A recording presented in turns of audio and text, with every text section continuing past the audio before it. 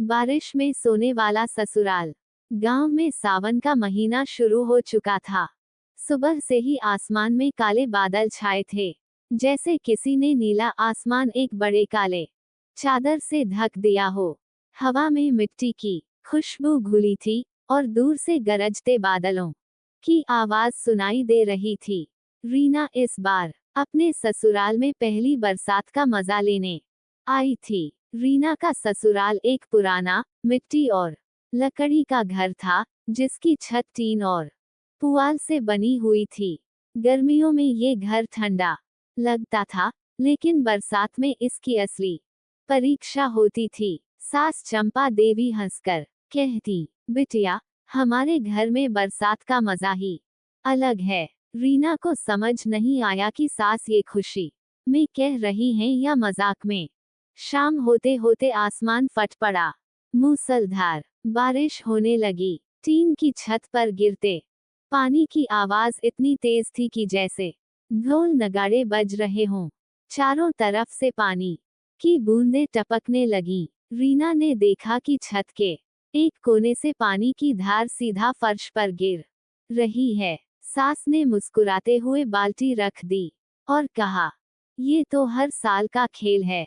रात को सोने का समय आया तो रीना ने देखा कि आंगन में बिछी चारपाई पर मोटा सा तिरपाल और ऊपर एक बड़ा मच्छरदानी जैसा प्लास्टिक कवर टांगा गया है। देवर ने हंसकर कहा, भाभी, बरसात में हम ऐसे ही सोते हैं, छत टपके तो भी नींद पूरी हो जाए। रीना को ये देसी जुगाड़ देखकर हैरानी हुई।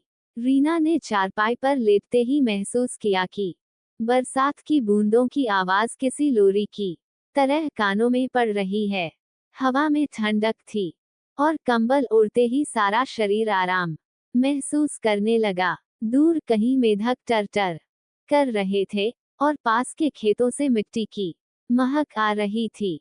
पानी की टप टप टप आवाज और ठंडी हवा ने नींद को और गहरा कर दिया।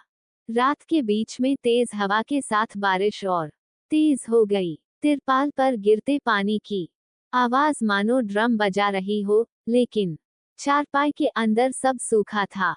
रीना ने मुस्कुराते हुए सोचा, ये ससुराल भले ही पुराना हो, लेकिन इसमें बरसात में सोने का मजा किसी महंगे रिजॉर्ट से कम नहीं है।